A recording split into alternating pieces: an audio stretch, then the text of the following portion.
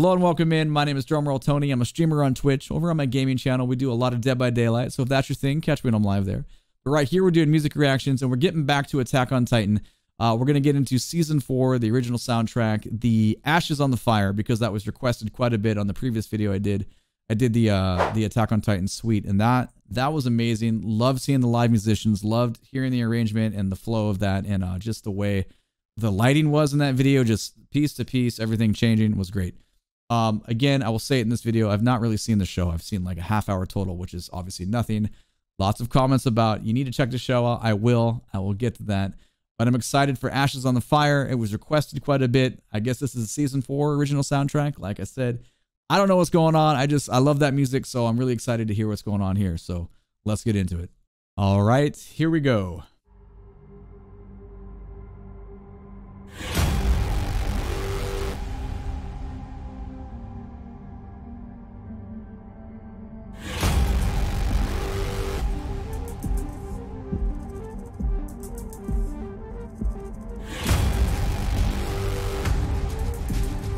Oh, whoa.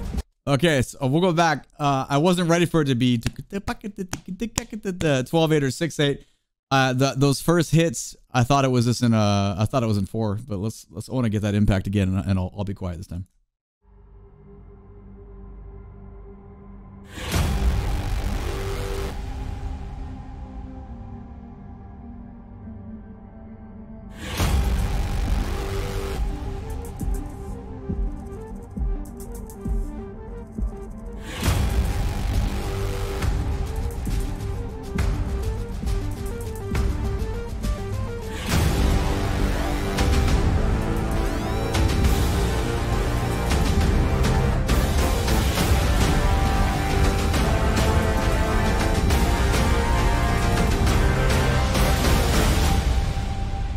Wow, that's big. Big synthesizer type brass swells. Boom. Cool chord progression, very like, you know, kind of like power metal-y sounding. Loving what I'm hearing so far. Kind of huge floor toms, taiko-ish sounding drums, big percussion. You're never gonna, that's always gonna make me very happy.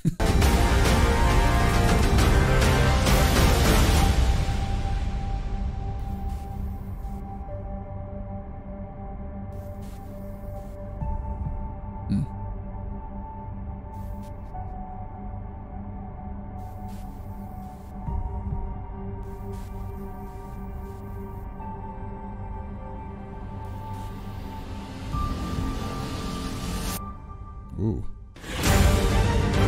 Oh, that was very cool. That little drop there, a little bass, kind of descend in pitch there. So the tempo stayed the same the whole time, which was kind of cleverly disguised because we have that kind of, and the other piece too, or the suite, I would say, those little piano melodies that are just like very, very slow, just like high up, moving very, you know, I guess daintily, but underneath the tempo is still just cranking right here. And then we get that bass drop, and I imagine we're going to go somewhere else with it. Really loving this so far.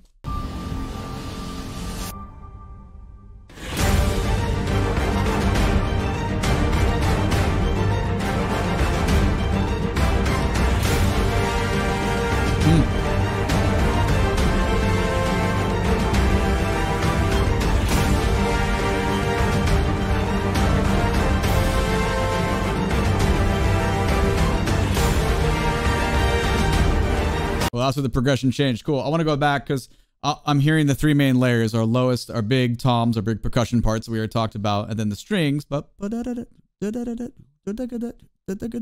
then our big, I guess I keep saying big, our enveloping middle layer with the brass that is our melody. I'm gonna go back 15 because I just want to be able to get into this transition where the chord changed a little bit, shifted there.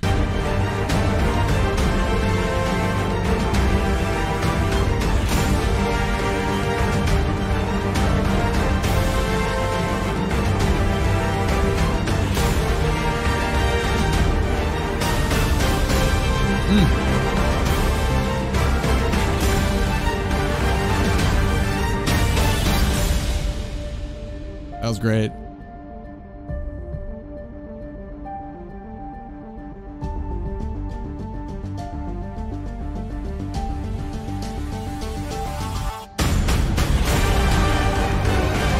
Very explosive. So that was kind of cool. We came back into what I had said before about the like kind of like the dainty piano little, I would just say careful melody. It was very, you know, it's just very careful. But we have that like that Stranger Things sounding keyboard mid-range. I won't say keyboard bass because it's not that low, but that just kind of snuck in there. And then these huge bop, bop, bop, bop, quarter note triplet percussive stabs are just in your face.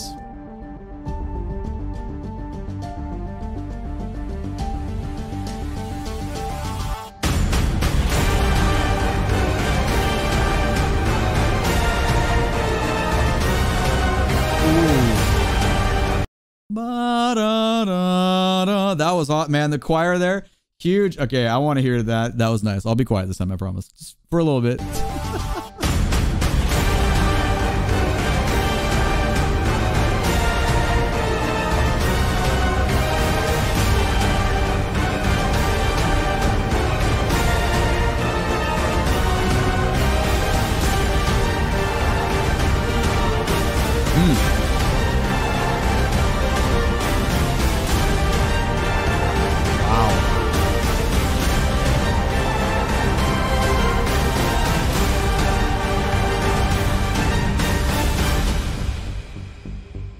There's some haunting melodies in there. So you can see, I imagine, you know, if you couldn't already, just talking about it, you know, we can identify the layers. For me, when I hear music like this, I'm like visually seeing layers in my mind, and I'm like kind of like scoring, like, I don't have like perfect pitch, nothing like that. Like even when I was a music major, like going up to the board in front of the whole class and you have to do like melodic dictation where basically the teacher like plays a melody and you have to write it in front of everybody.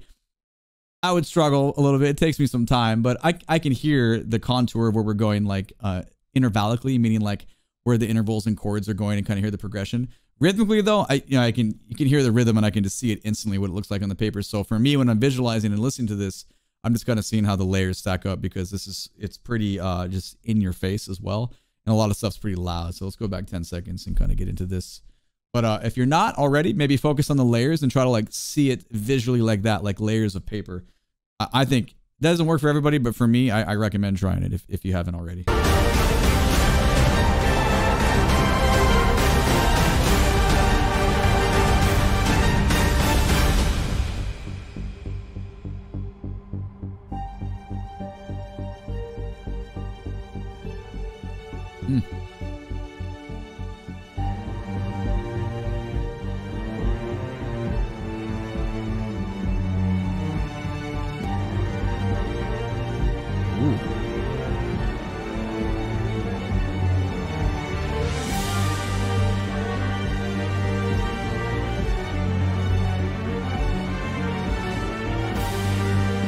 Very clever there. So obviously our tonality is very minor, you know, we can hear our big brooding bass layers here, and the cellos have some quicker notes, and then the strings, the high strings, violas and violins are moving quite a bit.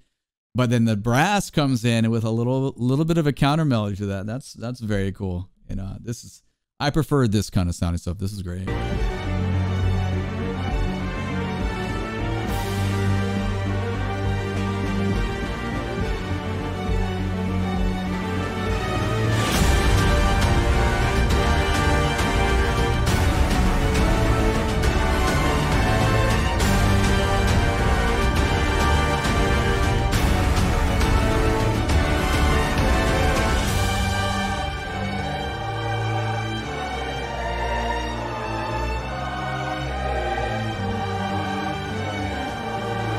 What a transition there. Like the exchange there from very, very busy, very loud to choir, the high voices taking the main melody, and then the counterpoint being below in the string basses. That was pretty nice. I want to hear that transition again. We're going back 10 seconds.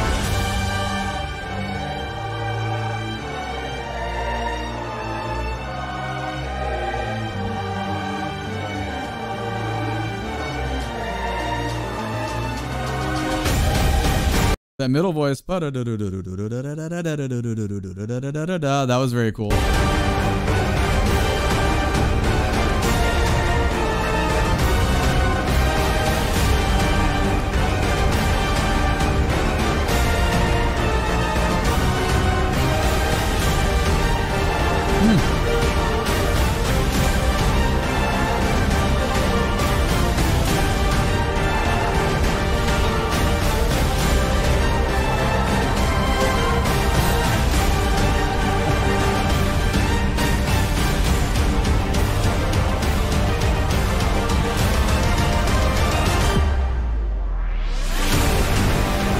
that was cool. We had our first kind of our 16th note triplet rhythms combined, because we had the 8th note triplet build up, and then that happened. That was pretty cool. The chord progression, it's so loud. You can kind of hear how it descends coming out of we get that, you know, main one we've been getting the whole time, and then there's that little, I would say that B section. It's kind of the bridge to that. This is big and brooding. Can you imagine like a like, think of like a 250 piece like marching band, like mainly brass. Well, I guess the woodwinds can play some of those high parts, but like mainly big low brass blasting this in your face.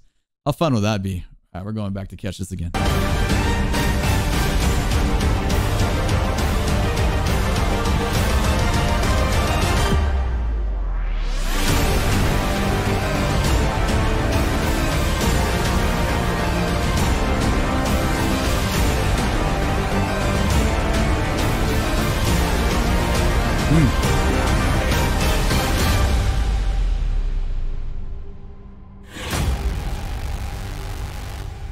Cinematic movie bass drops there.